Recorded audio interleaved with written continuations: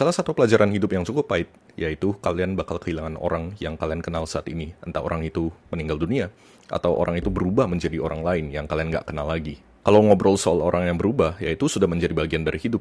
Karena orang itu semua akan jadi orang lain pada satu saat nanti. Gak seperti yang kita kenal lagi gitu. Kenapa? Karena orang itu bisa dibilang naik level atau turun level. Dan sedangkan kita dalam satu sisi kita terus mempertahankan hubungan dengan orang itu. Tapi yang perlu kalian tahu adalah apakah worth it untuk kalian pertahankan? Ya kita realistis aja, semua hubungan di dalam hidup dengan orang lain itu harus saling menguntungkan. Kalau gak saling menguntungkan, kasar katanya bodoh apa gitu loh. Dan hanya orang-orang tertentu yang kita boleh ngasih doang tapi kita gak dapat apa-apa dari orang itu, yaitu special case. Kalau ngomong soal kehilangan orang karena orang itu berubah menjadi orang lain, ya itu udah resiko. Karena kita kenal dengan orang baru, kita harus terima resiko kalau satu saat nanti kita bakal kehilangan orang itu juga nantinya. Dan apa nih yang bisa mempertahankan hubungan kita dengan orang lain? Ya cukup dengan tujuan yang sama, value yang sama, prinsip yang sama, itu yang bisa mempertahankan hubungan kita. Dan bisa aja kita kehilangan mereka karena konflik juga.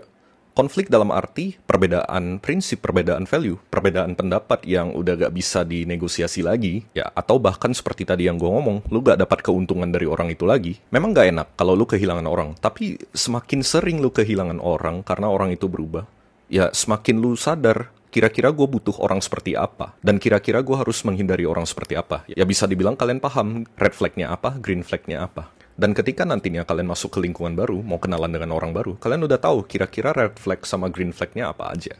Orang-orang seperti apa yang harus kalian dekati, orang-orang seperti apa yang harus kalian hindari, kalian udah lebih paham. Dan semakin tua, kita gak butuh banyak teman, yang kita butuh justru banyak relasi atau koneksi.